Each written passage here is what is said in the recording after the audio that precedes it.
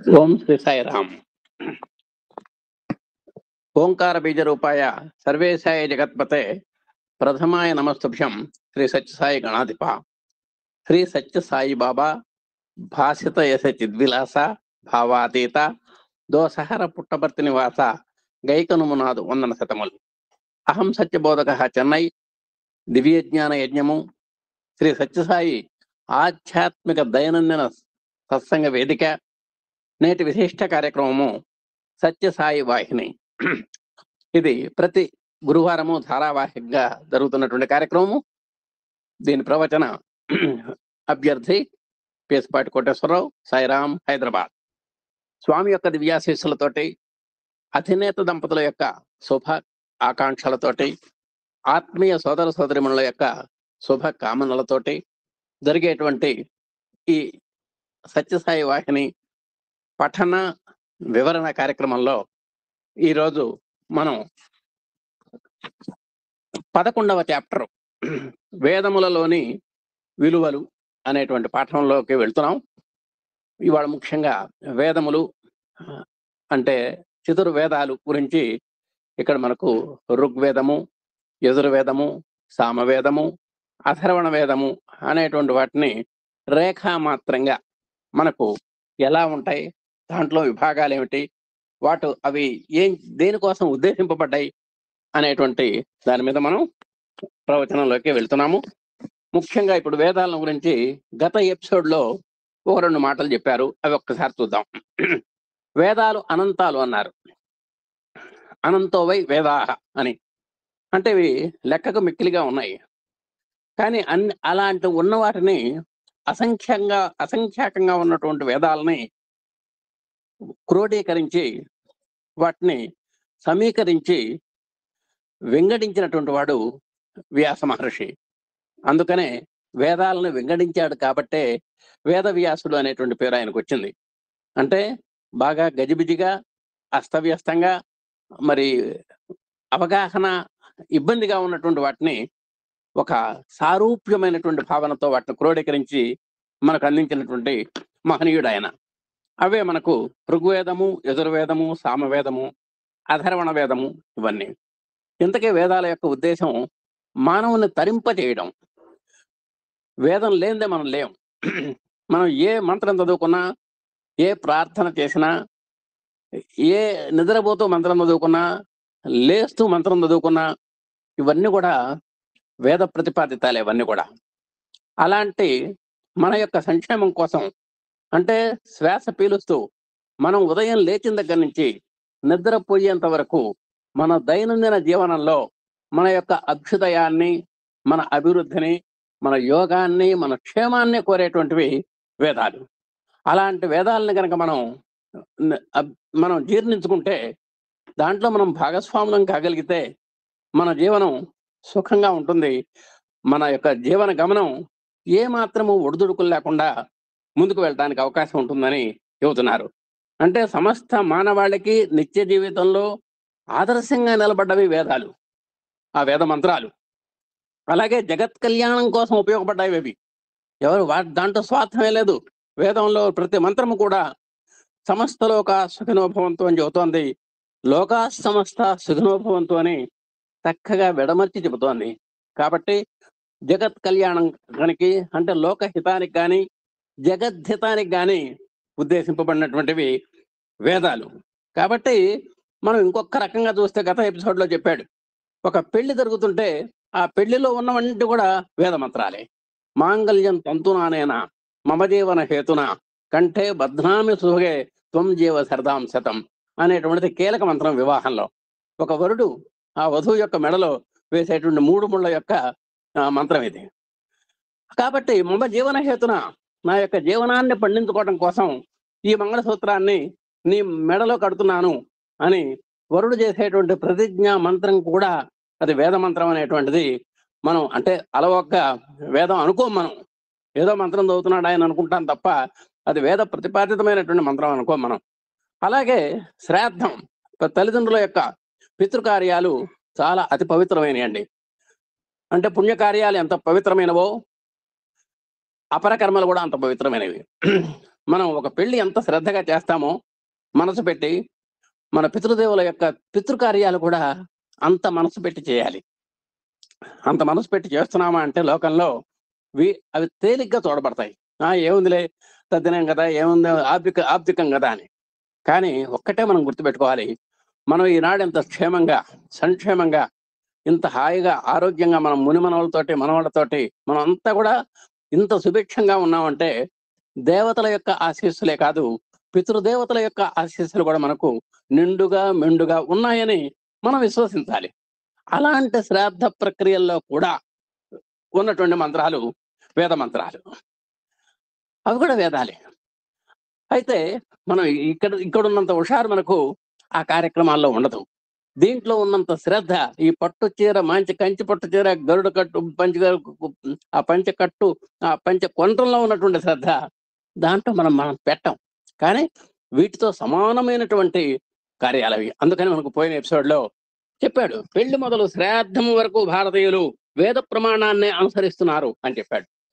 అలాంటి వేదాలను విస్మరించడం మంచిది కాదు అని కూడా చెప్పారు. కాబట్టి ఎక్కడైతే వేదం జరుగుతూ ఉంటుందో అక్కడ భద్రంగా ఉంటుంది.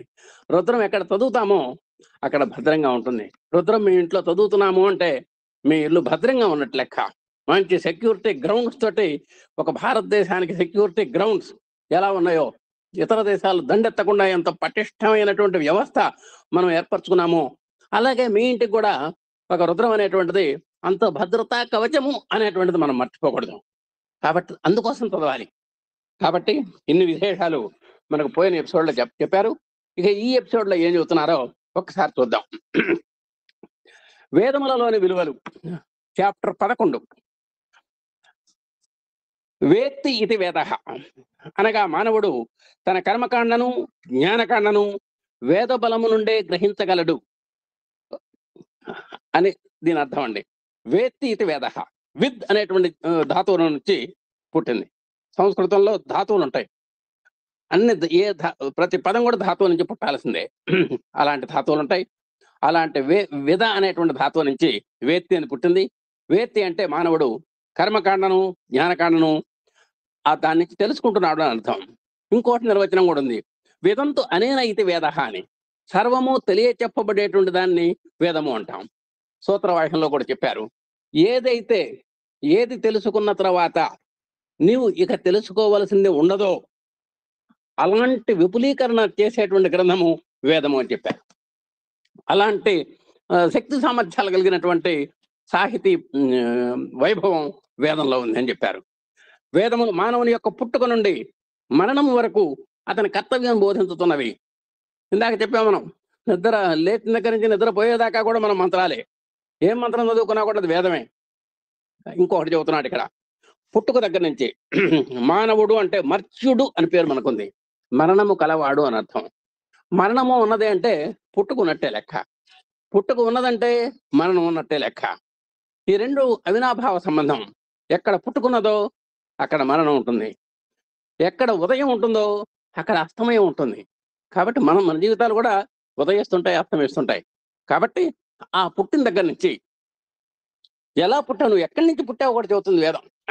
నువ్వు ఎక్కడి నుంచి వచ్చావు, ఎక్కడికి వెళ్తున్నావు, నీ యొక్క జీవన గమనం ఏమిటి, నీ యొక్క జీవిత లక్ష్యం ఏమిటి చెప్తోంది వేదం.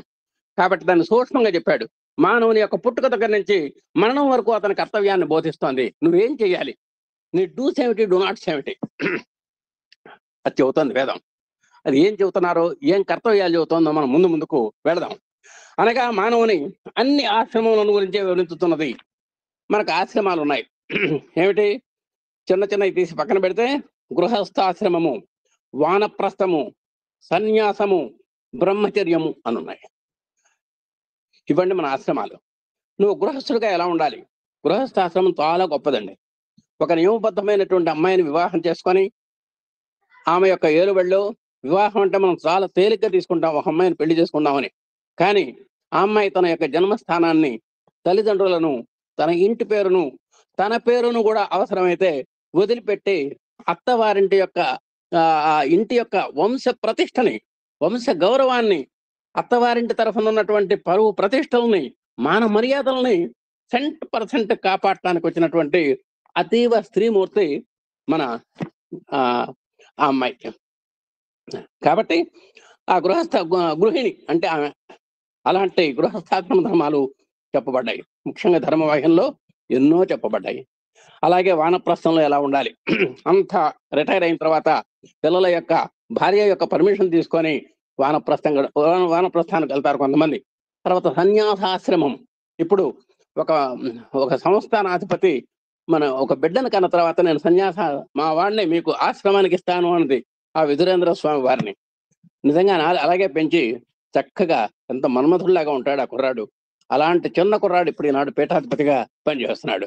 అంటే సన్యాసాశ్రమం స్వీకరించారు. అలాగే బ్రహ్మచర్యము. బ్రహ్మచర్యంలో కూడా మనందరికి తెలుసు, బ్రహ్మచారి అంటే కేవలం పెళ్లి కాని వాడనే అర్థం కాదు. ఒక చట్టబద్ధమైన వివాహం చేసుకొని కేవలం భార్య ఏకపత్ని వ్రతుడు కూడా బ్రహ్మచారే. అది గుర్తుపెట్టుకోవాలి మనం. అందుకని శ్రీకృష్ణుడు అంతటి వాడిని అస్ఖలిత బ్రహ్మచారి అన్నారు.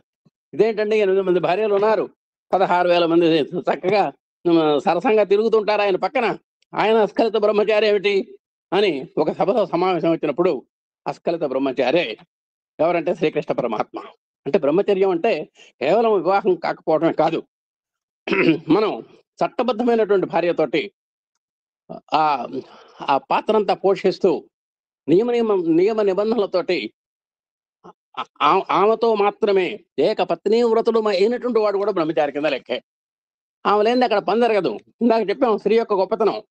ఆమె దీపారాధన చేయందే కర్మకాండ కూడా మొదలు పెట్టడానికి వీల్లేదు, అంత గొప్పతనం ఉంది. మొట్టమొదట ఏమంటే ఆమె దీపారాధన చేసిందా అని అడుగుతారు. ఆ దీపారాధన చేస్తే గాని ఇక్కడ మన తండ్రి యొక్క ఆబ్దికం పెట్టడానికి వీల్లేదు. ఆమె అంకురార్పణ చేయాలి అగ్నికి, ఆ యాగశాల అంటించాలి అంటే ఆమె అంకురార్పణ చేయాలి. ఇలాంటి గృహస్థాశ్రమ ధర్మాలు వేదం చెబుతోంది. వానప్రస్థం, సన్యాసం, బ్రహ్మచర్యం ఇవన్నీ కూడా చెబుతోంది. ఈ వేద సార గ్రహణార్థము కాలానుక్రమముగా వేదాంగములు, పురాణ ఇతిహాసములు ఏర్పడ్డాయి. అయితే మనకు వచ్చినటువంటి విశేషం ఏంటంటే ఆ వేదాలుగా చెబితే మనకు అర్థం కావట్లా. అందుకని సమస్త మానవాళికి కూడా అర్థమయ్యే స్థితిలో కనపట్టలేదు. అందుకని ఆ వేదాల్లో ఉన్నటువంటి ఎసెన్స్, ఆ సారాన్ని మొత్తాన్ని రూపాంతరం చెందించారు. అంటే మరొక రూపంలో, ఏ రూపంలో చెబితే వీరికి అర్థమవుతుంది అనేటువంటిది అంతా కూడా మన మంత్రద్రష్టలంతా కూడా ఆలోచించి, మహర్షులంతా ఆలోచించి, వాల్మీకి లాంటి వాళ్ళు, వ్యాసుడు లాంటి వాళ్ళు కూడా ఆలోచించి ఆ వేద సార గ్రహణార్థము అంటే దాంట్లో ఉన్నటువంటి సారాన్ని మనం గ్రహించాలి. అప్పుడు వేదాంగాలు వచ్చినాయండి. వేదాంగాలు మనందరికి తెలుసు.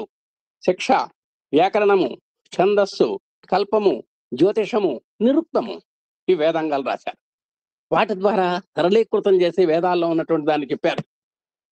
అలాగే పురాణాలు 18 ఉన్నాయి పురాణాలు.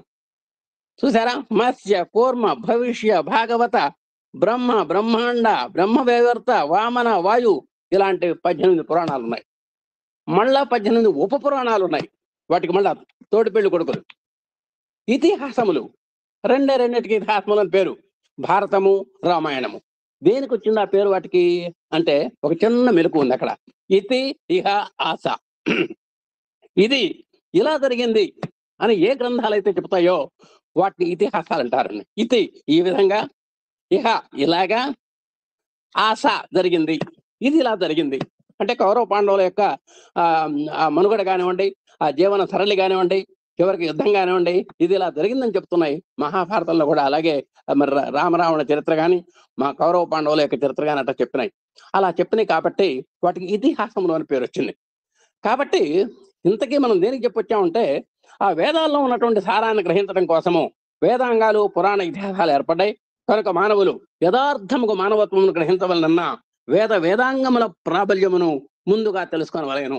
కాబట్టి ఆ వేదాల్లో సారం తెలుసుకోవాలంటే ముఖ్యంగా మనం వేదాల దగ్గరికే వెళ్ళక్కర్లేదు. ఏ పురాణం తీసుకున్నా చెబుతుంది, ఏ ఇతిహాసం తీసుకున్నా కూడా చెబుతుంది. కాబట్టి ప్రాచీన కాలమున భారతీయులైనటువంటి పూర్వీకులు వేదాధ్యయమునకు ముందుగా వేదాంగములను గురుకులములలో నిర్బంధముగా బోధించేవారు. మరి ఈ రోజుల్లో లాగా ఇంగ్లీష్ చదువులు లేవు కదండి. ఆ రోజుల్లో చదువు అంటే వేదమే. వేదానికి ఎంత గొప్పతనం ఉంది చూడండి. చదువులన్నీ చదివి సావంగనేటికి చావు లేని చదువు వలయు. ఇట్ ఈస్ కాల్డ్ వేదం. అదే ఆధ్యాత్మ విద్య. సాక్షాత్ శ్రీకృష్ణ పరమాత్మ అన్నాడు, అధ్యాత్మ విద్యా విద్యానాం వాద ప్రవదతామహం అన్నాడు భగవద్గీతలో. ఏదో ఉత్కృష్టమైనటువంటి విద్య ఉన్నదో ప్రపంచంలో ఆ వేద విద్యను నేనేనయ్యా, ఆ అధ్యాత్మ విద్య నేనే అన్నాడు. కాబట్టి అలాంటి విద్యల్ని మొట్టమొదట బడిలో చేర్పించడము అంటే వేద శిక్ష కానీ వ్యాకరణం కానీ ఏదో ఒకటి. ఒక డిగ్రీ వాడు ఆ ఇంటర్మీడియట్ లో ఎంపీసీనో బీపీసీనో సిబిజెడ్ అనో ఎలా తీసుకుంటాడో అలా గ్రూపులుగా వాళ్ళు వేదాంగాలు తీసుకునేవారు. ఆ కాలంలో భారతీయులు చతుర్దశ విద్యలను అభ్యసించేవారు. 14 విద్యలండి ఆ రోజుల్లో ప్రధానం. ఎవరన్నా మనం మేము చిన్నప్పుడు అంటే మేము ఇంటర్మీడియట్ వగేరా చదివినప్పుడు బిఏ బిఎస్సి బీకాం 3 ఉండేవి. అది వాటికి సంబంధించినటువంటి గ్రూపులు పియూసీలో. అలాగే ఆ రోజుల్లో చతుర్దశ విద్యలు ఉండేవి. నువ్వు ఏదైనా చదవచ్చు. ఏమిటి చతుర్దశ విద్యలు ఒక్కసారి మీకు చెబుతాం. మీ అందరికి ఇప్పుడే చెప్పాం, వేదములు 4 అని చెప్పాం. ఋగ్వేదము, యజుర్వేదము, సామవేదము, అథర్వవేదము. వేదాంగాలు చెప్పాం, శిక్ష, వ్యాకరణము, ఛందస్సు, కల్పము, జ్యోతిషము, నిరుక్తము. అప్పటికి 10 అండి. ఇక 4 ఏమిటంటే ఉపవేదాలండి. అవి ఉపవేదములు ఏమిటి? ఆయుర్వేదము, ధనుర్వేదము, వేదము, అర్ధవేదము. కాబట్టి వేదాలు 4, వేదాంగాలు 6 ప్లస్ ఉపవేదాలు 4, మొత్తం కరెక్ట్ గా 14 ఉంటాయండి. ఈ 14 విద్యలు ఆనాడు ఏదన్నా కానివ్వండి, ఈ 14 విద్యలు నేర్చుకునేవారు. ఒక ఆయుర్వేదం ఇష్టమైన ఆయుర్వేదం చదువుకునేవారు. ధనుర్వేదం మీన్స్ ఇండస్ట్రియల్ డెవలప్మెంట్ అనమాట. అది అంటే పనిముట్టు ఉన్నది అంటే అది ధనుర్వేదం. మందు బిళ్ళ ఇచ్చామంటే ఆయుర్వేదం. ఒక సంగీతం పాడామంటే గాంధర్వం. ఒక ఫైనాన్షియల్ కంపెనీ పెట్టామంటే అది అర్థశాస్త్రం. ఇదండి. ఇవి కూడా అలాంటి విద్యలే ఈనాడు కూడా. అయితే కాస్త పేర్లు మార్చుకున్నాం మనం. ఆ అర్థశాస్త్రాన్ని ఎంబీఏ అంటున్నాం, అంతగా లేకపోతే బిజినెస్ మేనేజ్మెంట్ అంటున్నాం. కాబట్టి ఆనాడు వేదాధ్యయనంలో కంఠస్థీకరణ విద్యకి అధిక ప్రాధాన్యం ఇచ్చింది. ఈ రోజుల్లో లాగా పల్ల విగ్రహ పాండిత్యం కాదు. అంటే ఇవాళ పరీక్షలు రాస్తున్నాడు అంటే పెదవుల మీద పెట్టుకుంటున్నాడు, అక్కడికి వెళ్తున్నాడు, ఏదో తూతూ మంత్రంగా రాసేస్తున్నాడు, ఫస్ట్ ర్యాంక్ అంటున్నాడు. కానీ వెనకట ఆ రోజుల్లో అలా కాదు. కంఠస్థం చేయవలసిందే. సంత కూడా చెప్పించేవారు అవసరమైతే. సంత అంటే వాడు అనాలి, 100 మంది అనాలి, ఒకడంటే 100 మంది అనాలి. ఈ విధంగా ఆ రోజు కంఠస్థం ఉండేది. అధిక ప్రాముఖ్యతనిచ్చి వేదాధ్యయనం ఉన్నతిన వారిని జడము అని పిలుచుట అలవాటు అన్నాడు. అనగా అతనికి ఏమీ రాదని కానీ తెలియదని కానీ అర్థం కాదు. జటుడు అనేవారండి ఆ రోజుల్లో వేదం చదువుకుంటే. జట అంటే వేదం, జటుడు అనేవారు, జడుడు అనేవారు. ఇప్పుడు జడుడు అంటే స్టూపిడ్ అని లెక్క, మూర్ఖుడని లెక్క. కానీ ఆ రోజుల్లో అది కాదు. జడుడు అంటే వేదాన్ని క్షుణ్ణంగా చదువుకున్నటువంటి వాడు అని అర్థం. వేదాధ్యయనాన్నే వేదాధ్యయనం ఉన్న చేత మానవుడు సర్వజ్ఞుడు. ఒక్క భగవంతుడు సర్వజ్ఞుడు అని చెబుతాం మనం. సర్వజ్ఞుడు, సర్వశక్తిమంతుడు, సర్వవ్యాపి అని చెబుతున్న భగవంతుడిని. అలాంటి సర్వజ్ఞత్వంలో భగవంతుని తర్వాత సర్వజ్ఞుడు ఎవరయ్యా అంటే వేదవిధుడు. వేదాలు చదువుకున్నటువంటి వాడు మాత్రమే అన్నాడు. కాబట్టి వేదాలు చదువుకుంటే అన్ని చదువుకున్నట్టే. ఏదైతే చదివితే ఇక చదవాల్సింది ఉండదో ఇట్ ఈజ్ కాల్డ్ వేదము. కాబట్టి కావున నరుడు తన జీవిత సాఫల్యమునకై వేదాధ్యయనం అందుట ఎంత ఎన్నో అవసరమని వేద ప్రమాణములే భారతీయని నిత్య జీవిత ప్రధానములని భారతీయ పరమార్థ వాక్యం తెలుపుతూ వస్తోంది. కాబట్టి ఎన్ని విద్యలన్నా ఉండని లౌకిక విద్యలు వేద విద్యే చాలా ప్రమాణమైంది అని చెప్తున్నారండి. అందులో ఆ వేదాల్లో ఏమిటో మనం ఒక్కసారి చూద్దాం. ఇందులో మొదటిది ఋగ్వేదము. మనం 4 వేదాలు అని చెప్పుకున్నాం. ఆ 4లో నెంబర్ 1 ఋగ్వేదం. ఇది 10 మండలములుగా విభజింపబడినది. ఈ మండలాలకు పేర్లు ఇవ్వండి. మనం మండలం నెంబర్ 1 ప్రథమ మండలము, ద్వితీయ మండలము, తృతీయ మండలము అంటాం తప్ప అక్కడ తేడా ఏం లేదు. మొదటి 9 మండలముల్లో అగ్ని, ఇంద్రుడు, మరుత్తు, ఉషస్సు మున్నగు దేవతలను గురించిన సూక్తులు ఉన్నవి. అక్కడ అగ్నికి సంబంధం ఇంద్రుడు, మరుత్తు అంటే గాలి, అలాగే ఉషస్సు అంటే ప్రభాతము, అంటే ఉషోదయ కాలం అంటాం మనం, దాన్ని ఉషస్సు అంటారు. ప్రభాత వేళ అని అంటాం, సుప్రభాత వేళ అంటాం, అది ఉషస్సు అనమాట. వాటికి సంబంధించినటువంటి సూక్తాలు ఉన్నాయి. చరిత్రకారులు ఈ రుక్కులు ఎట్లు ఏర్పడినవి అనే విషయంలో కొన్ని ప్రమాణములతో చెప్పి అసలు ఎలా ఏర్పడ్డాయో కూడా చెప్పడం జరిగింది. ఆనాటి ఋగ్వేద మానవులు తమ కంటే అగ్ని, వాయువు వంటి దేవతలను ప్రత్యేకంగా భావించరు. కాబట్టి ఆనాడు మంచి డిమాండ్ ఉన్నది. ఎవరికి? అగ్నిదేవుడికి, వాయుదేవుడికి. దేనికని? వాయువు లేనిదే మనం ఒక్క అర నిమిషం కూడా బతకలేమండి. చూసారా నిన్న సత్యం సుందరంలో ఆయన పడిపోతే ఇద్దరు డాక్టర్లు ఎంఎస్, ఎండి డాక్టర్లు పరీక్ష చేశారు. ఆ బోస్ గారు పడిపోతే వాళ్ళు ఎలా పరీక్ష చేశారు? కేవలం వాయువే. ఆ ప్రాణవాయువు ఉన్నదా లేదా? ఏమంటే లేదు, హోప్లెస్, ఆల్రెడీ ఎక్స్పైర్డ్ ఆయన అన్నారు. అప్పుడు లేవయ్యా అన్నారు బాబా గారు. ఆయన తటాలు లేచి కూతున్నాడు. ఏమిటో నిద్రలో నుంచి లేచిన వాడికి మళ్ళీ. ఈ విధంగా ఒక మృతుడైనటువంటి వాడు తిరిగి జీవము పోసుకున్నటువంటి ఒక సంఘటన మనం సత్యం సందర్భంలో చదువుకున్నాం. అలాంటి వాయువు వీటికి బాగా ప్రాధాన్యం ఇచ్చేవాళ్ళండి ఆ రోజుల్లో. అగ్నికి, వాయువుకి ప్రత్యేకంగా భావించేవారు వాళ్ళిద్దరిని.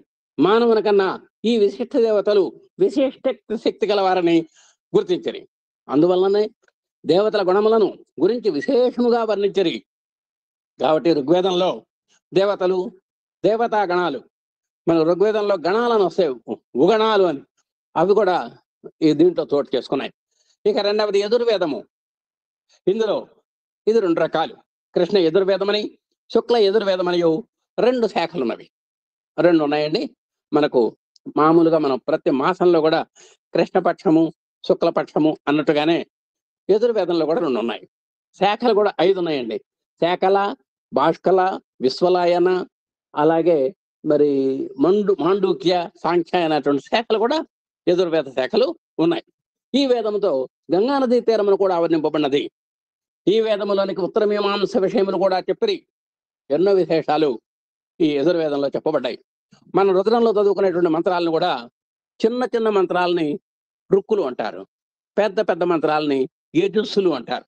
కాబట్టి అక్కడ కూడా యజుర్వేదం మనకు కనబడుతూ ఉంటుంది. ఈ రుక్కు కనబడుతుంది, యజుర్వేదాలు కనబడతాయి. మనకు రుద్రంలో చిన్న చిన్న మంత్రాలు ఉంటాయి, అవన్నీ కూడా రుక్కులు. కాస్త మంచి నిడివిగా ఉంటాయి, 2-3 లైన్లు, అవి యజస్సులు అంటారు. ఆనాటికి అరణ్యము, గ్రామము అని విభజించి గ్రామంలో నివసించిరి 2 తెగలుగా చేశారు, గ్రామ జీవనము, అరణ్య జీవనము అని. ఇట్లు యజుర్వేదం విభజించుటకు మరొక ప్రమాణము కూడా ఉన్నది. యజుర్వేదమును సప్తఖండగా విభజించి దానిలో అరణ్యమని అని కూడా, అనగా అరణ్యములోనే అభ్యసింపవలసినది అని చెప్పుట చేత పై చెప్పిన గ్రామము, అరణ్య విభజనము వ్యక్తమవుతున్నవి. మనం అప్పుడప్పుడు వింటుంటాం ఆరణ్యకములు అని. ఆ ఆరణ్యకాలంటే అరణ్యంలో కూర్చొని అభ్యసించాల్సిన విభాగాలు అన్నమాట. ఇక మూడవది, మనం ఇప్పటికీ ఋగ్వేదం చెప్పాం, నామమాత్రంగా యజుర్వేదం కూడా చెప్పుకున్నాం. ఇక మూడవది సామవేదము. ఈ వేదము ఋగ్వేదములో చెప్పబడినటువంటి అనేక రుక్కులు సస్వరముగా చెప్పబడినవి. ఇక మనం పాడుకునేటువంటి పాడుతా తీయగా కానీ, స్వరాభిషేకం కానీ, త్యాగరాజ, అన్నమయ్య, క్షేత్రయ్య వగైరా కీర్తనలు కానివ్వండి, ఇవన్నీ మన భజన పాటలు, సంగీతంతో ముడిపడినటువంటి మన భజన పాటలు కానివ్వండి, ఇవన్నీ కూడా సామవేదంలోకి వస్తాయి. ఈ వేదము ఋగ్వేద యజుర్వేదముల కన్నా కూడా అర్వాచీనము. ఇది అంతకంటే కూడా చాలా పురాతనంటండి. అంటే మొట్టమొదట పుట్టినటువంటి వేదము సామవేదం. ఒక ఏనుగు అనేటువంటి మనం అనుకుంటాం, ఏనుగుకి సామజము అని పేరుంది. అంటే సామవేదంలో పుట్టింది కాబట్టి, దాని యొక్క ప్రస్తావన మొట్టమొదటిగా సామవేదంలో వచ్చింది కాబట్టి దానికి సామజము అని పేరు వచ్చింది. అలాంటి సామజ వర గమన అనేటువంటిది కూడా మన సంగీతంలో, అంటే ఏనుగు నడక లాంటి నడక గల వాడు అని అది కూడా మనకు చెప్పబడింది. ఋగ్వేద కాలంలో సింధు తీరమున నివసించిన ఆర్యులు యజుర్వేద కాలమునకు గంగా తీరమునకు తరలి వచ్చిరి. ఆ ఋగ్వేద కాలంలోనే మన సింధు తీరం అంటాం, అలాగే సింధు నది అంటాం. ఆ నదీ తీరంలో ఉన్నటువంటి వాళ్ళు, అక్కడ ఆర్యులు అనే వారు ఉండేవారట. వాళ్ళు కూడా ఈ గంగా తీరానికి రావడం జరిగింది. సామవేద కాలంలో భారతదేశం యొక్క మధ్య భాగమునకు వ్యాపించాలని అభిప్రాయపడింది. ఈ సమయంలోనే ఈ సామగానం బాగా ప్రాచుర్యం పొందినటువంటి సమయంలోనే మనం వాళ్ళు అటు ఇటు కాస్త మారటం కూడా జరిగిందని కూడా శాస్త్రాలు చెబుతున్నాయి. ఈ సామవేదమునకు గానవేదమని కూడా పేరు. మన లలిత సహస్రనామాల్లో కూడా చెప్పాడు, సామగాన ప్రియ సౌమ్య సదాశివ కుటుంబిని అని లలితలో 168వ నామం ఉందండి. అంటే ఆ అమ్మవారికి కూడా సామవేదం అన్నా, సామగానం అన్నా అమితమైనటువంటి ప్రేమ. ఆమె కూడా సంగీత లోలుడే. మన స్వామి కూడా మరి సామగాన లోలుడే. ఈయన కూడా అట్లాంటి పాటలు ఉన్నాయి. లోకంలోని అన్ని విధములైన సంగీతము ఈ సామగానమును ఆధారం చేసుకునే అభివృద్ధి కాంచను. కాబట్టి సంగీతంలో మళ్ళా ఎన్నో కర్ణాటక సంగీతం అని, ఆ సంగీతం అని, ఇవన్నీ బోర్డు ఎన్నో రకాలు ఉన్నాయి. ఆ రకాలన్నీ కూడా ఏ రకమన్నా కానివ్వండి, అవన్నీ కూడా సామగానానికి అనుసంధానం చేయబడి దాని యొక్క ఆ మంత్రాల యొక్క స్వరాల యొక్క ఆధారంగా ఇవన్నీ ఏర్పడ్డాయి. ఇప్పుడు ఈ రోజుల్లో మన పాడుతా తీయగా మీరు వింటుంటారు. అలాగే స్వరాభిషేకం అని కార్యక్రమాలు వస్తుంటాయి. అవి కూడా సంగీతంతో ముడిపడి ఉన్నాయే. వాళ్ళు కూడా చెబుతూ ఉంటారు. ఫలానా రాగంలో పాడుతున్నామని కూడా ఆ చిన్న పిల్లలు వాళ్ళకి తెలుసో తెలియదో వాళ్ళ రాగాలతో సహా చెబుతారు. ఈ పాట ఈ రాగంలో ఉన్నది అని. అలాగే గానమునకు మూలము సామవేదము. సమస్త స్వరములు దీనిలో ఇమిడి ఉన్నాయి. సప్త స్వరాలు ఉన్నాయండి. ముఖ్యంగా సరిగమ పదని అంటాం. ఆ విధంగా మనకు సామగానం మన అందరికీ పరిచయం ఉన్నదే.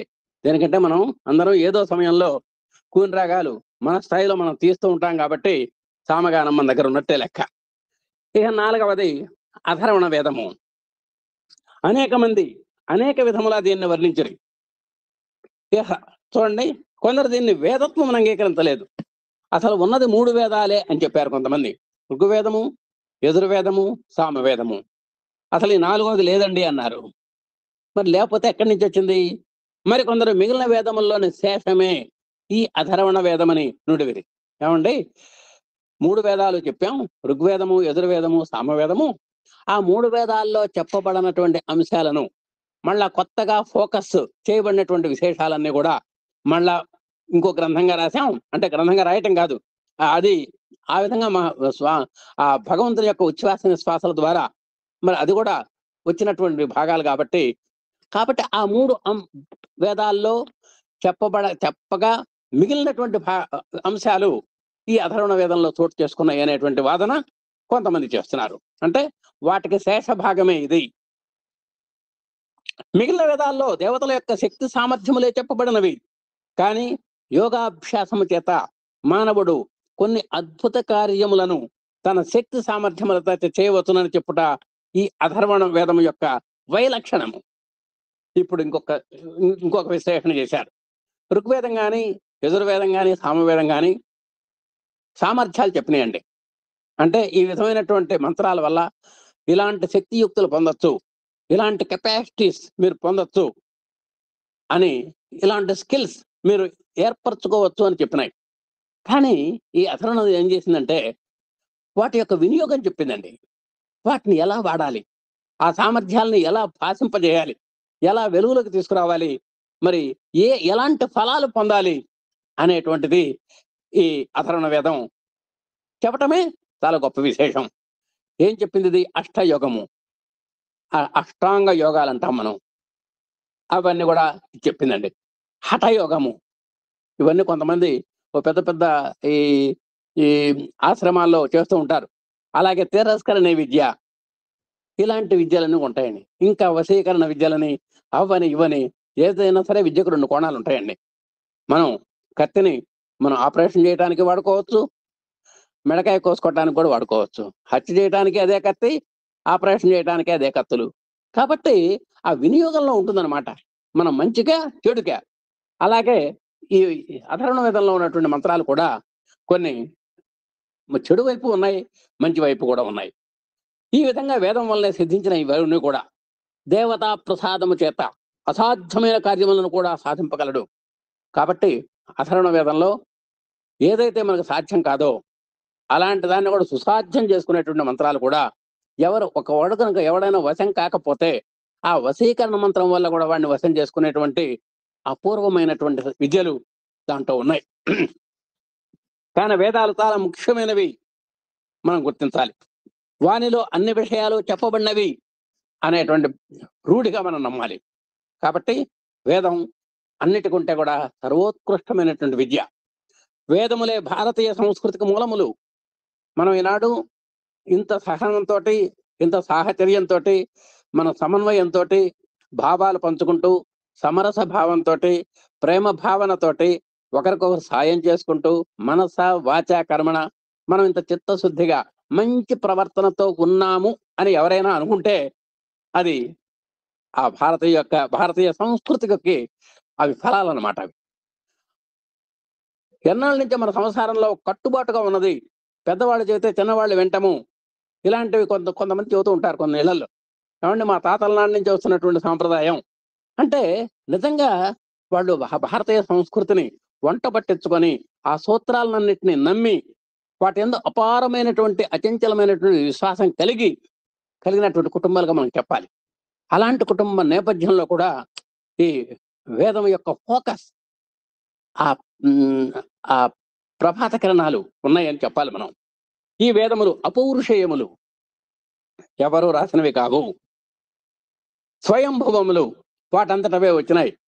అంటే భగవంతుని యొక్క ఉచ్ఛ్వాస నిశ్వాసాల ద్వారా వచ్చినటువంటి ఈ మంత్రములను మహర్షులు, ద్రష్టలు, ఎంతో తపస్సంపన్నులు, తపస్వినులు, మనస్వినులు అయినటువంటి వారు వినటం ద్వారానే దీనికి శృతి అని పేరు వచ్చింది.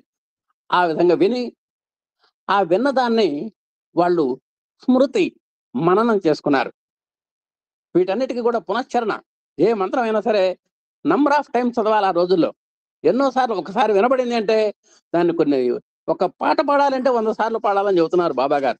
100 సార్లు పాడితేనే ఆ కులవంత హాల్లో ఆయన కూర్చొని పాడేటువంటి అవకాశం అని ఒక రూలింగ్ ఉన్నదంటే, మరి వాడు అసలు 100 సార్లు ఎప్పుడు పాడాడు ఆ పాట అని మనకు ఆశ్చర్యం కలుగుతుంది. అంటే అక్కడ కూర్చొని ఒక పాట పాడాలంటే, ఒక వేదం వచనం ప్రవచనం చేయాలి అంటే అంత వెనక బ్యాక్గ్రౌండ్ అంత ఉంది. దాంట్లో మళ్ళా వడపోస్తారు, మళ్ళా సానపడతారు, ఆడిట్ చేస్తారు, సరిచేస్తారు. అప్పుడు కులవంత హాల్లో మనం కూర్చొని చదవాలి. మరి ఒక చిన్న లౌకికమైనటువంటి మనం చూస్తున్నటువంటి ప్రపంచంలోనే ఒక ఇంత ఆడిషన్ జరుగుతోందే. మరి ఆ రోజు మరి ఆ మహర్షులు వాళ్ళు ఎంత తపస్సు చేసి వాళ్ళు ఎంత గ్రహణ ధారణ చేశారు. ఆ ఉచ్ఛ్వాస నిశ్వాసాల ద్వారా వచ్చినటువంటి ఆ శాబ్దిక శక్తిని పట్టుకున్నారు, దాన్ని ధారణ చేశారు, మననం చేసుకున్నారు, నిలబెట్టుకున్నారు. తద్వారా స్మృతులు అంటే ఆ అనుభవాలను తర్వాత వాళ్ళు వెల్లడించుకున్నారు నోటి ద్వారా. ఆ వెల్లడించుకున్నటువంటి వాటిని తర్వాత మనం నెమ్మదిగా ఈ ఆధునిక సాంకేతిక అభివృద్ధిలో వాటిని అక్షర రూపంలో పెట్టుకున్నాం. కాబట్టి వేదాలు మొట్టమొదటి శృతులు, తర్వాత మంత్రద్రష్టల యొక్క చేత వినబట్టం తర్వాత స్మృతులు అయినాయి. వారు వెలువడినటువంటి స్థుతులు అంటారు. ఆ స్థుతుల వల్లనే మనకు బయటపడ్డాయి. కాబట్టి వేదాలు మన దగ్గరకి వచ్చే లోపల 3 రూపాలు ధరించినాయి. నెంబర్ 1 శృతి, నెంబర్ 2 స్మృతి, నెంబర్ 3 స్థుతి. ఆ స్థుతులనే ఈనాడు మనం ఎన్నో పుస్తకాలు పెట్టుకొని ఆ పీడిఎఫ్లు తీసుకొని ఆ గ్రంథస్థం చేసుకొని మనం అంతా కూడా అవి చదవటానికే నానా హైరాణ పడుతున్నాం ఇప్పుడు. కాబట్టి వేదములే భారతీయ సంస్కృతికి మూలములు. కాబట్టి మీరు ఏదన్నా చెప్పనండి, మన ప్రతి సాంప్రదాయంలోనూ, ప్రతి కట్టుబాటులోనూ, ప్రతి యోగంలోనూ, ప్రతి క్షేమంలోనూ ఆ భారతీయ సంస్కృతి ఆ టార్చ్ లైట్ లాగా వెలుగుతూ ఉంటుంది. సూర్యకిరణాల్లాగా ప్రభాసమానంగా ఉంటాయి అవి లేని మనకింత ప్రగతి లేదు. ఈ వేదములు అపౌరుషేయములు, ఎవరు మానవ మాతృలు రాసినవి కావు. స్వయంభూమములు, వాటంతటవే వచ్చినాయి. ఎలా వచ్చినాయో, ఎలా వ్యాప్తి చెందినాయో ఇప్పుడు మనం స్థాలేపులాకన్యాయంగా మనం చెప్పుకున్నాం. ఇవి ప్రపంచ సంస్కృతిలో ప్రముఖమైనవియును సర్వులు అంగీకరించక తప్పదు. కాబట్టి దేశ విదేశాల వాళ్ళు ఇప్పుడు మన వేదాలను వాళ్ళు పుడికి పుచ్చుకుంటున్నారు. ఎక్కడ అమెరికాలో కానీ, రష్యాలో కానీ, జపాన్లో కానీ, ఏ దేశంలో వెళ్ళనివ్వండి, మన భగవద్గీత కనబడుతోంది, మన వేదాలు కనబడుతున్నాయి, ఆ వేద పారాయణలు కనబడుతున్నాయి. అక్కడ ఇవన్నీ కూడా కనబడుతున్నాయి. కానీ నిజంగా ఇవి ఎలాంటివో చెబుతున్నాడు ఇక్కడ. గురుముఖత అభ్యసించి పరంపరగా రక్షించుతే ఈనాటి వరకు అవి సజీవములై నిలిచి ఉన్నవి. చూడండి, వేదానికి ఒక్కటే ప్రమాణం. వాటికి స్వరాలు ఉన్నాయి. ఉదాత్త, అనుదాత్త, స్వరిత, ప్లుతములు. ఈ 4టిని బేస్ చేసుకొని ఏ దేశంలో అంటే మన ఇండియా అవ్వచ్చు, స్వదేశం అవ్వచ్చు, విదేశం అవ్వచ్చు, అలాగే ఆయన ఇంగ్లీష్ వాడవచ్చు, తమిళం మాట్లాడేవాడవచ్చు, కన్నడం మాట్లాడేవాడవచ్చు. ఏ భాషా భేదమైనా మనకి ఇబ్బంది లేదు. ఏ ప్రాంత భేదమైనా మనకి ఇబ్బంది లేదు. ఏ జాతి భేదం ఉన్నా మనకు ఇబ్బంది లేదు. ఏ కుల భేదం ఉన్నా మనకు ఇబ్బంది లేదు. ఆ వేదం చదవాలి అంటే వాటిని పాటించాల్సిందే. ఆ ఉదాత్త, అనుదాత్త, స్వరిత, పులతాలని చేయాల్సిందే.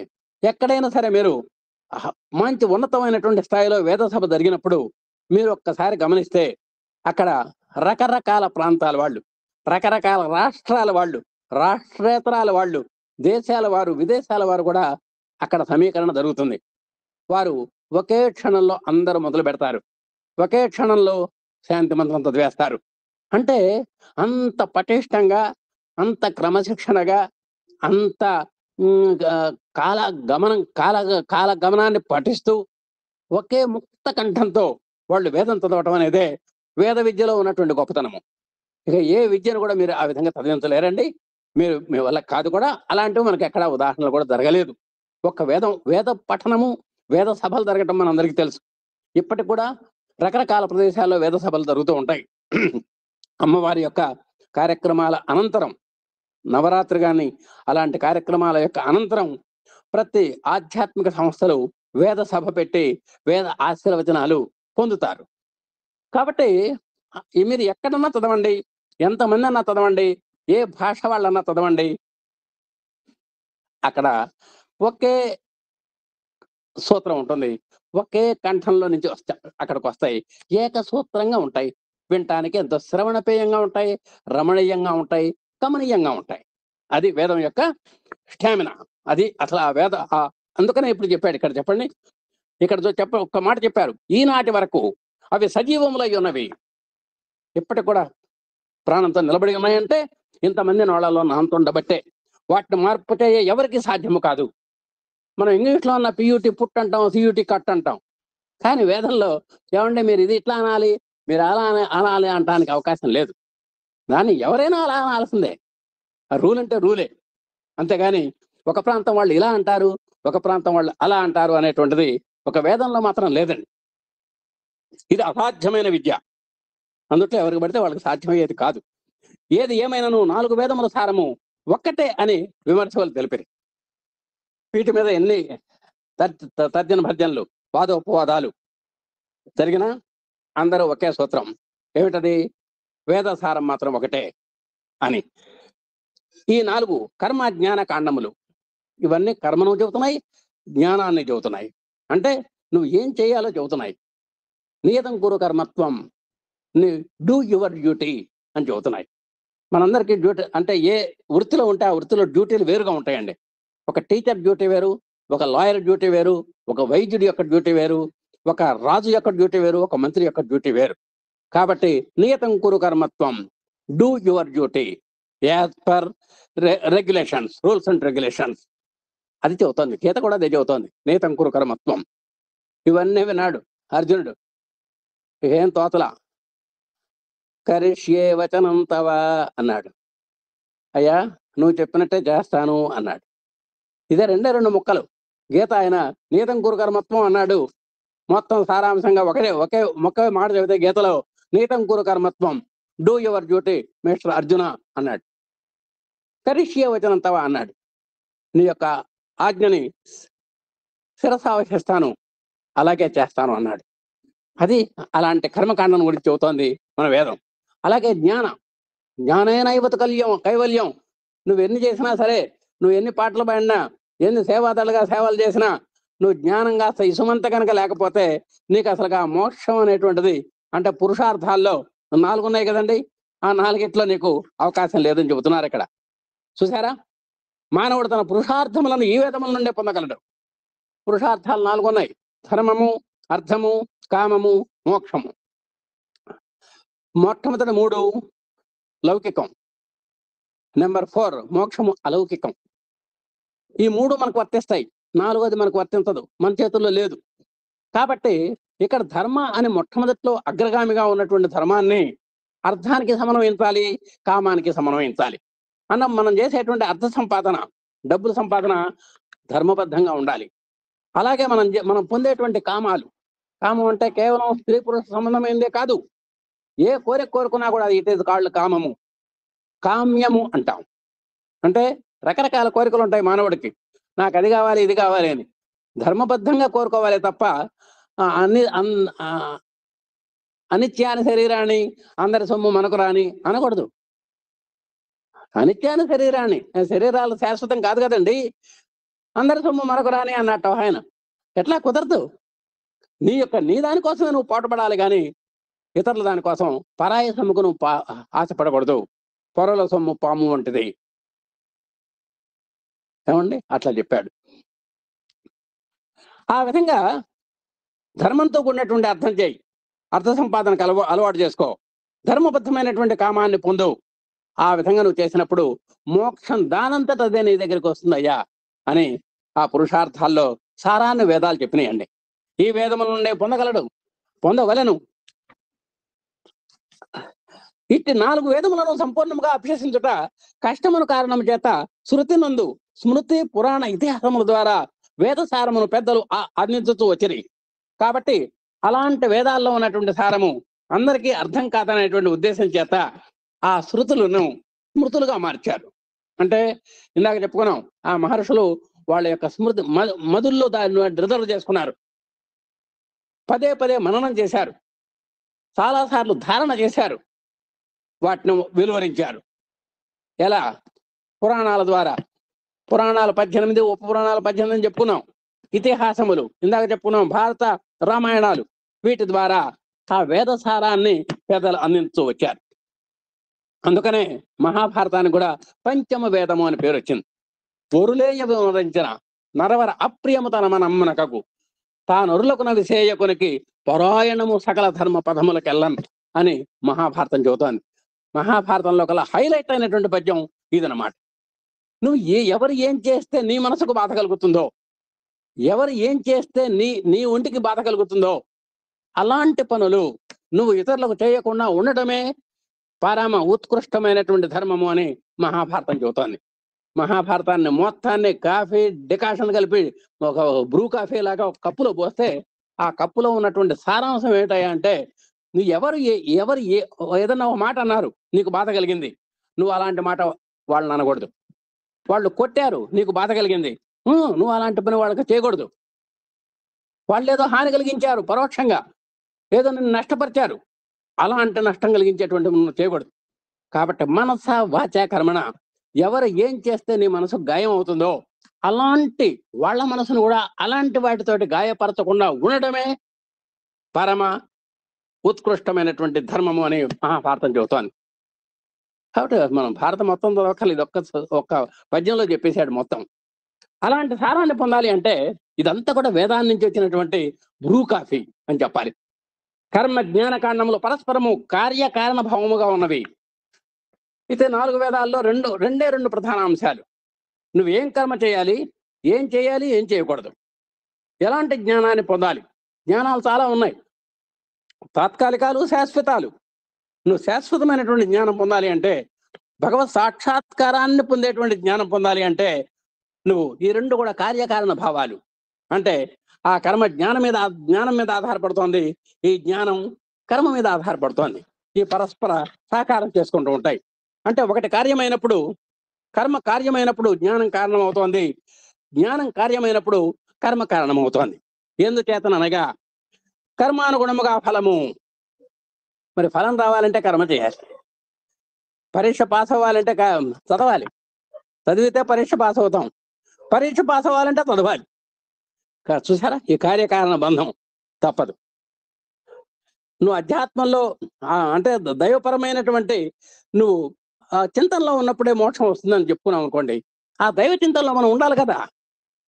ఇది కర్మ, అది కర్మఫలం. కర్మానుగుణముగా ఫలము, జ్ఞానానుగుణముగా కర్మము. జ్ఞానం కావాలంటే జ్ఞానానికి సంబంధించినటువంటి కర్మ కావాలి. మళ్ళీ కూతుంటే జ్ఞానం రాదు. కాబట్టి ఈ కర్మము జ్ఞానము పరస్పర ఆధార అధేయాలు. ఒకటి ఆధారంగా ఉంటే ఒకటి ఆధేయం అవుతుంది, ఒకటి ఆధారంగా ఉంటే కూడా ఆధేయం అవుతుంది. కాబట్టి ఒకటి కార్యం అయితే ఇంకోటి కారణం అవుతుంది, ఒకటి కారణం అయితే ఇంకోటి కార్యం అవుతుంది. ఆ విధంగా జ్ఞానానుగుణముగా కర్మము సంభవించడం ప్రకృతి సిద్ధము. అందుచేతనే మానవులు కర్మానుగుణముగా ఫలమును పొందగలరు. కాబట్టి మనం మంచి ఫలం పొందాలి అంటే కర్మ చేయవలసిందే. సత్కార్యాచరణకు జ్ఞానము అనివార్యము. మంచి పనులు చేయాలంటే జ్ఞానం కూడా కావాలి. ఆ కర్మ కూడా యోగ కర్మ కౌశలం, మంచి నేర్పరితనంగా చేయాలి కర్మ. అలా టప్పగా చేస్తే కుదరదు కదా. ఆ కర్మ కూడా చక్కగా ఒక నియమబద్ధంగా చేయాలి. మనం వేదముల నుండే గ్రహించవలసి ఉండను. ఇవన్నీ కూడా వేదాలు చెబుతున్నాయి. అనగా వేదములను ఆశ్రయించవలేను. మనం వేటిని పట్టుకోవాలంటే వేదాలని పట్టుకోవాలి. కర్మ అన్నది ధర్మాచరణము. కాబట్టి నువ్వు ధర్మాచరణ చేయాలి. ఏవి చేయవలెను, ఏవి చేయరాదు అని తెలుసుకొని తదనుగుణముగా ప్రవర్తించుట మనం చేయాలండి. ఈ వేదాల ద్వారా 2 చెబుతున్నారు. ఏం చేయాలి? డూస్ ఏమిటి, ఏమి చేయరాదు, డు నాట్స్ ఏమిటి చెబుతోంది. ఇవి మన ఉపనిషత్తుల యొక్క సారం. ఉపనిషత్తులు కూడా సామాన్యం కాదండి. ఆ ఉపనిషత్తులు కూడా మనకు చక్కగా ఏం చెబుతున్నాయిట? త్యాగం చేయండి అని చెబుతున్నాయి ఉపనిషత్తులు.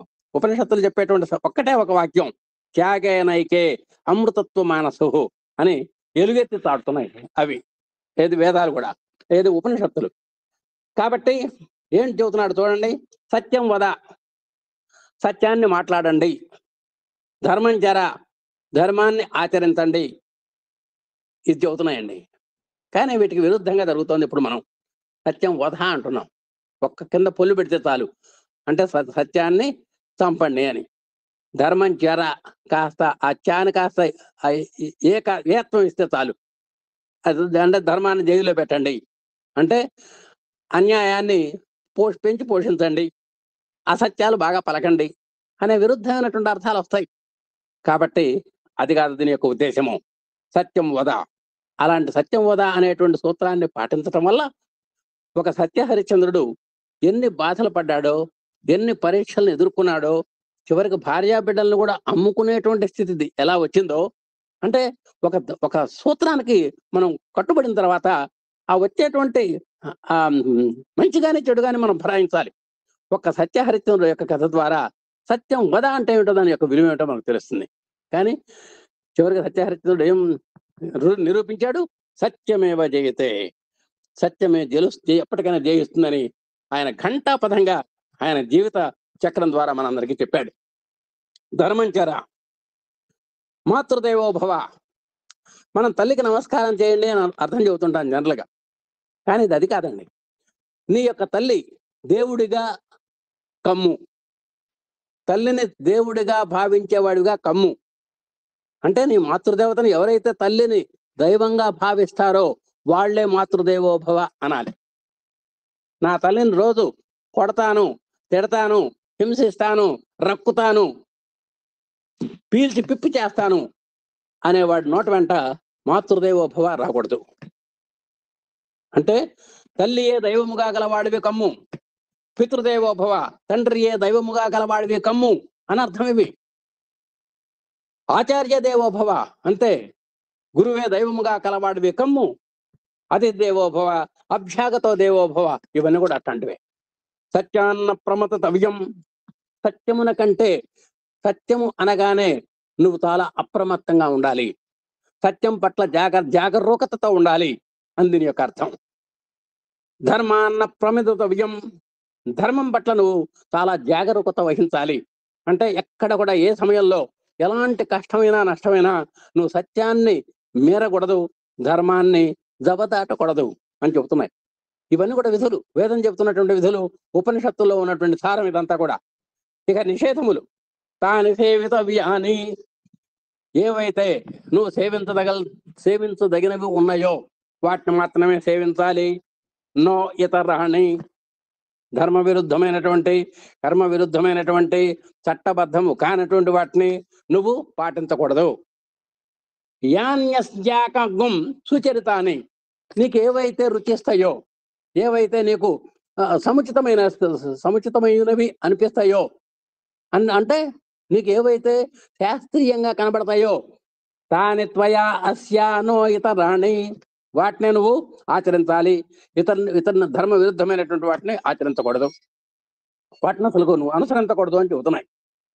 యథా రాజా తథా ప్రజ అని మనకు అప్పుడప్పుడు అన్నట్లు, రాజు తను అధ్యత అయి ఇతరుల యొక్క అధ్యయనము కొరకు అవసరముగా ఆర్థిక సహాయం చేసి గురుకులమును నికేతనముగా వెలసెల్ల చేశాను. ఆ రోజుల్లో నిజంగా రాజులు అలా ఉండేవారండి. చూడండి, ఆ రాజులు, అలాంటి మహానుభావులు ఉండేవారు. ఆ రాజులు, ఆ ఆ రాజులు అంతటి గొప్పవారు అన్నమాట. ఎక్కడైతే రాక్షసుడు అంటే చూడండి, ఎక్కడైతే రాజుగారు రాక్షసుడు అవుతాడో, ఎక్కడైతే మంత్రులు పీక్కు తినే వాళ్ళు అవుతారో, ఎక్కడైతే సేవకులు రాతి రంపాన పెడతారో, యథా రాజా తథా ప్రజా అన్నాడు. ప్రజలు కూడా అలాగే తయారవుతారట. ఎక్కడ రాజు ధర్మనిష్ఠుడు అవుతాడో, ఏమండి, మంత్రులు ఎంతైతే చట్టబద్ధంగా నడుస్తుంటారో ప్రజలు కూడా అలాగే నడుస్తారు అని ఇక్కడ మనకు ఈ శ్లోకం చక్కగా చెబుతోందండి. ఇవి ఇవి చాలా జాగ్రత్తగా ఇవి మనం గమనించాలి. యథా రాజా తథా ప్రజ. కాబట్టి రాజు ఎలా ఉంటాడు ఇంట్లో, కుటుంబంలో కూడా రాజుగారి దాకా వెళ్ళక్కర్లా మనం. ఒక కుటుంబ యజమాని ఎట్లా ఉంటాడో ఆ కుటుంబంలో వాళ్ళు కూడా అట్లానే ఉంటారు. ఆయన రూల్స్ అండ్ రెగ్యులేషన్స్ ప్రకారం నడిస్తే వీళ్ళు కూడా అమ్మో ఆయన ఏమంటాడో అని ఒళ్ళు దగ్గర పెట్టుకొని నడుస్తారు. ఆయన చట్ట విరుద్ధంగా నడిస్తే ఇక నిన్న పుట్టినవాడు కూడా చట్ట విరుద్ధంగానే నడుస్తుంటాడు. కాబట్టి ఇది రాజుగారి దాకా వెళ్ళక్కర్లా, మన కుటుంబ యజమానితోటే మనకు మొదలవుతుంది, అసలు మనతోటే మొదలవుతుంది. కాబట్టి ఆ దాన్ని చాలా ఆ విధంగా మనం గమనించాలి. తర్వాత రాజు అధ్యతయై ఇతరుల అధ్యయనము కొరకు అవసరముగా ఆర్థిక శాస్త్రమును గురుకులమును వేద నికేతనముగా విలసిల్ల చేశాను. ఆ విధంగా ఆ రోజుల్లో రాజులు వేదాధ్యయన పాఠశాలల్ని, అంటే ఈనాడు గురుకులాలని ఏ విధంగా అయితే గవర్నమెంట్ భరాయిస్తుందో అలాంటి గురుకులాలు స్థాపించి ఆ గురువులందరినీ కూడా గౌరవించి వాళ్ళకి సమున్నతమైనటువంటి గౌరవాన్ని ఇచ్చి ఆ వేద విద్యని ప్రోత్సహింపజేసినాయి. అలాంటి సంఘటన మనకు దుష్యంతుడి దగ్గర జరిగింది. దుష్యంతుడు ఒకసారి దేవేంద్రుడు సహాయం చేసి వస్తున్నాడు. ఆయన రథాన్ని తోలుతున్నాడు. మాతలి అనేటువంటి డ్రైవర్, సారథి, రథ సారథి. ఏమయ్యా, ఇప్పుడు మనం ఏ ప్రాంతంలో ఉన్నాం? ఎక్కడ ఆకాశంలో కొన్ని వందల కిలోమీటర్ల, అంటే కొన్ని వేల కిలోమీటర్ల దూరంలో వెళ్తోంది ఆ పుష్పక విమానం. ఏమైనా మనం ఇప్పుడు ఏ ప్రాంతంలో ఉన్నాం అని అడిగాడు. అడిగితే ఇప్పుడు ఇంకొక 5 నిమిషాల్లో మనం మారీచాశ్రమానికి వెళుతున్నాం సార్, మారీచాశ్రమం మీదుగా వెళుతున్నాము అన్నారు ఆయన, ఆ రథసారథి. వెంటనే ఏమన్నాడో తెలుసండి ఆ దుష్యంతుడు?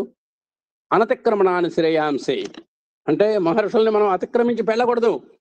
వెంటనే మారీచాశ్రమంలోకి వెళ్ళి ఆ మహర్షి యొక్క యోగక్షేమాలు, అంటే వారి యొక్క బాగోగులు మనం విచారించి వారి యొక్క దివ్యాశీస్సులు మనం పొంది మనం వెళదాం.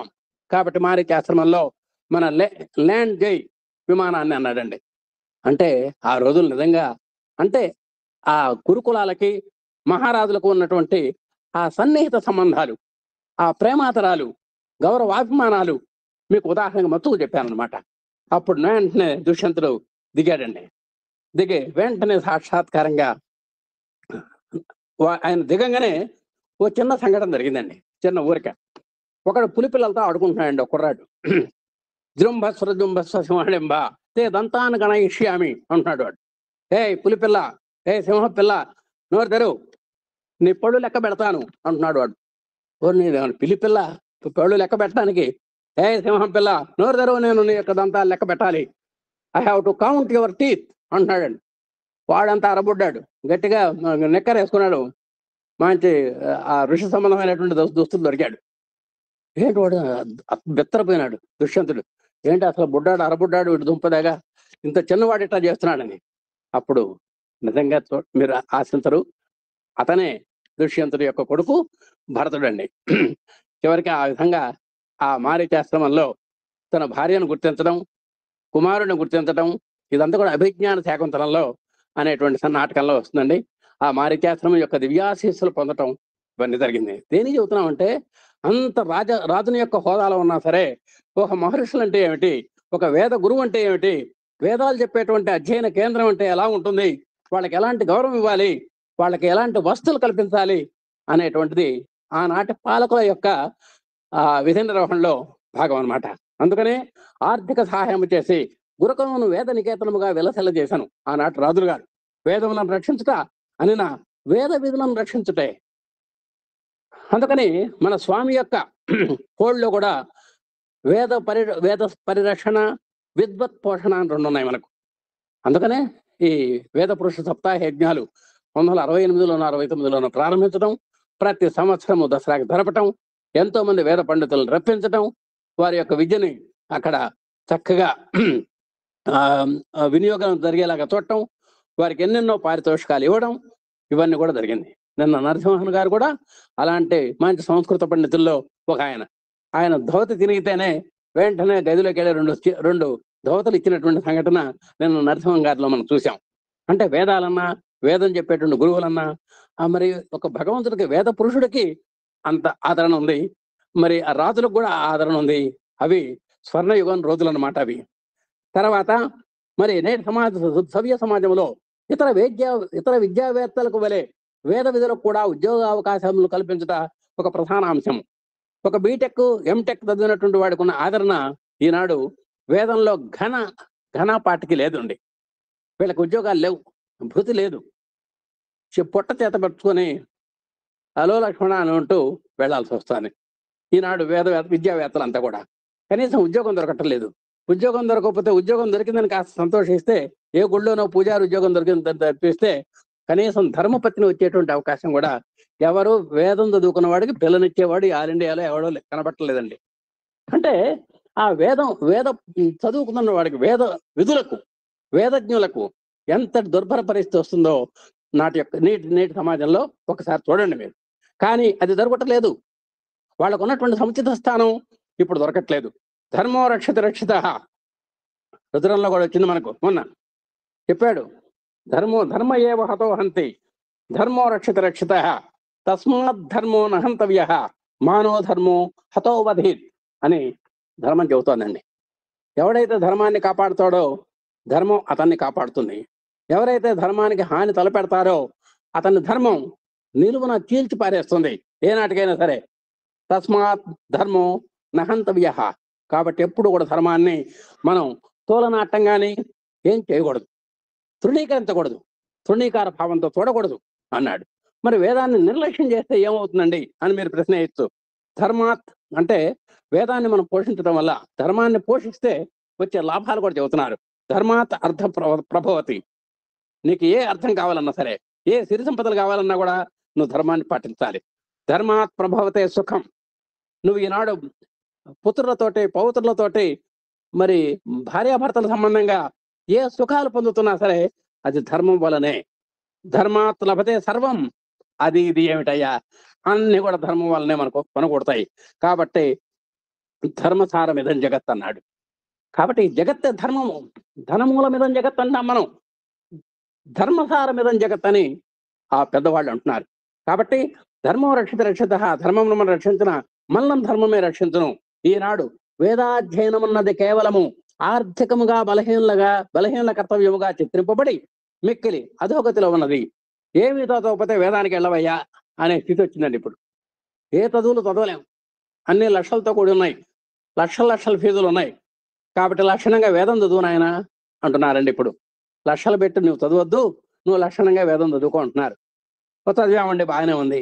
అసలు వేదాధ్యయనం చేసిన పంతులే వేదమును ఒక వ్యాపార రంగమును దించి ధనార్జనకై వేదమును అమ్ముకొనుతున్నాడు. పంతులు అంటే మీరు మామూలుగా పంతులు అనుకోవద్దు. పండితుడు ప్రకృతి, పంతులు వికృతి. వెనకటి రోజుల్లో పండితుడు అని ఎవరినైతే అనాలనో వాళ్ళని పంతులు అనేవారు. పల్లెటూళ్ళలో కూడా పంతులు గారు అంటుంటారు, మీరు వినే ఉంటారు. మమ్మల్ని కూడా అన్నారు. అంటే నిజంగా అక్కడ పంతులు అంటే మామూలు పంతులని కాదు, వీళ్ళ అర్థం వేరు. కానీ అసలు అర్థం ఏమిటంటే పండితుడు అని అర్థం. కాబట్టి అట్లాంటి వేదాధ్యయనం చేసినటువంటి పండితుడు ఒక వేదాన్ని వ్యాపార రంగంలో దించుతున్నాడు. ఇప్పుడు ఏదైనా మన అబ్బాయి పెళ్లి జరిగింది, వేదాశీస్సులు కావాలి, ఎవరో ఆయనకు ఫోన్ చేశాం, ఆయన 10 మంది వేద పండితులతో వస్తున్నాడు. వాళ్ళ ఫీజు కనీసం 50,000 రూపాయలు ఉంటుందండి. ఆ వేదాశీస్సుల యొక్క ఫీజు ఆయనకి 50,000 రూపాయలు ఇస్తే గానీ ఆ వేదాశీస్సులు జరగవు. అంటే దాన్ని ఆ విధంగా ఏంటంటే ఎంత ఉదాత్తమైనటువంటి, లోకహితమైనటువంటి, జగత్ కళ్యాణకారకమైనటువంటి విద్యను ఈనాడు మనం ఏం చేస్తున్నాం, అర్థపరంగా దాన్ని ఆర్థికంతో మనం ముడిపెడుతున్నాం. అంటే దాన్ని వ్యాపారానికి వాడుకుంటున్నాం. ధనార్జనకై వేదమును అమ్ముకొనుతున్నారు. వేదార్థము నెరిగిన పండితత్వములే ఆచరణ రూపమైనటువంటి ప్రచారములకు విరుద్ధంగా ప్రవర్తిస్తున్నారు. సత్యం వద అంటున్నాడు ఆయన సత్యం వద పాటించట్లేదు.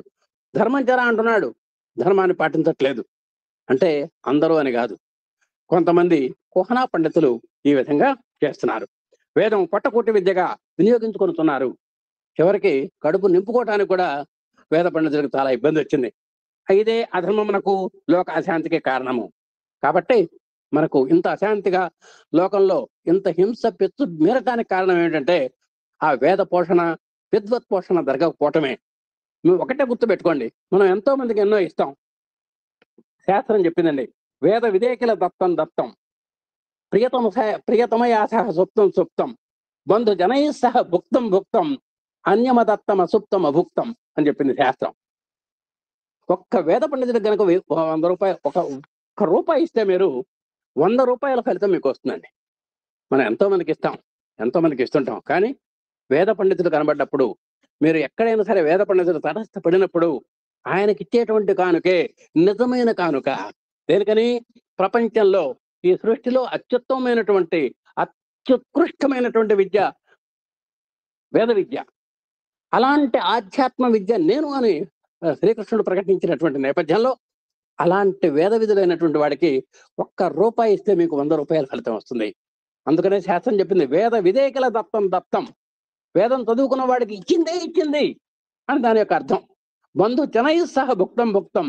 నువ్వు నలుగురికి పెట్టి నువ్వు చుట్టపక్కాలతో తిన్నటువంటి తిండే తిండి, అన్ని తలుపులు వేసుకొని రసగుల్లాలు తింటే అది తిన్నట్టు కాదయ్యా. అన్ని తలుపులు బిడాయించి, అంటే మనం తినేటప్పుడు ఎవడన్నా వస్తే పెట్టాల్సి వస్తుందని బిడాయించి ఆ మైసూరు పాకు తింటే అది నీకు కలిసి రాదు బాబు. బంధు జనై సహ భుక్తం భుక్తం అని చెప్పాడు ఆ శాస్త్రం. కాబట్టి మిగతా వాళ్ళకి ఇచ్చింది కాదు. ప్రియతమయాసహ సుప్తం సుప్తం. నువ్వు ధర్మ పత్నితోటి పోయినటువంటి నిద్ర, అంతేగాని ఎవరితో పోయినటువంటి నిద్ర కాదు. ఇవన్నీ ధర్మశాస్త్రాలు చెప్పినాయి. అందుట్లో ముఖ్యమైనది వేద విధేయగల దత్తం దత్తం. కాబట్టి ఇదే అధర్మమునకు లోకము అశాంతికి కారణము. ఆ వేదాన్ని ఎప్పుడైతే నిర్లక్ష్యం చేస్తున్నామో మనం అక్కడ దెబ్బతింటున్నాం.